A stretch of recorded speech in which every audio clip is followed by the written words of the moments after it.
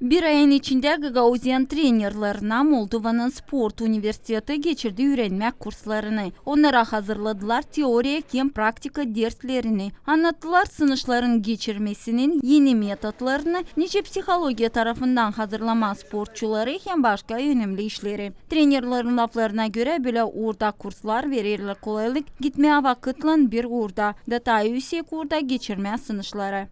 Gün günden hep savaşıyoruz da bu hani yeni çıkıyor, yeni kağıtlar, yeni kanunlar, yeni zakonlar bizim işimizde. Savaşıyoruz onu sökmeye de savaşıyoruz onları alma bizim borcuyla da alma da kullanma o nesneler zakonlarını da o yeni çıkıyor sportta çok işler yeni çıkıyor.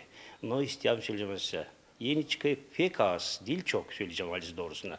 No biz eski bagajla ne vardı Sovyetski Soyuz'da o bagajı kimse çizilemeyecek. O bagaja kurça kimse koyamayacak. O pek güzel bagажды, pek güzel bagажды. Вообще, самообразование – это хорошая штука, которая сподвигает людей на развитие и для того, чтобы спорт не стоял на месте. Öğrenmek bu pek iyi iş. Angısı verir insanlara kolaylık ilerlemek ki spor durmasın yerinde. Her bir benim kolegam gelir kurslara. Değişmeye opıtlın. Neylin iyi bu kurslar? O ani dilse de öğreticiler gelirler, anladırlar. Bize neyse de yeni meraklı metotlara. Ama biz de aramızda değişiriz haberlerle. Сами тренера между собой обмениваемся информацией.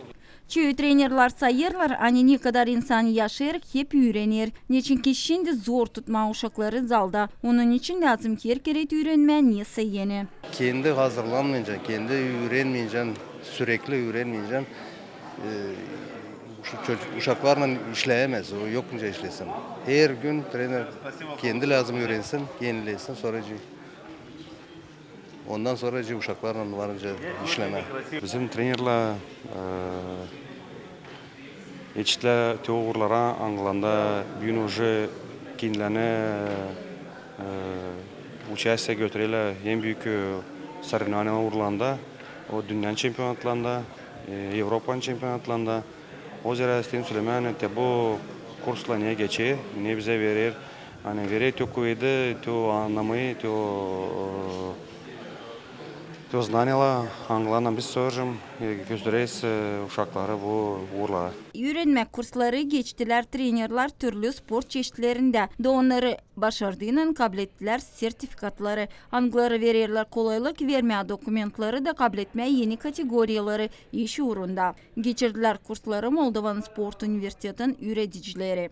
Тренер должен быть на высоте, он должен быть профессионалом.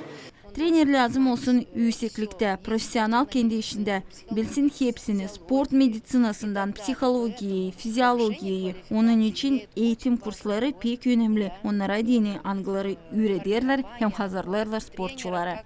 Личности, который формирует личность спортсмена. Bizim trenerler bütünden verirler becermeklerini hem kuvvetini ki hazırlama devlet, Avrupa hem dünya şampiyonlarını hem terbiye etme devletin hesaplı vatandaşlarını. Da böyle Gagauziyada var çok. Yine de kanser Vlad Tabachuk, Alexey Gerçugar, haberler.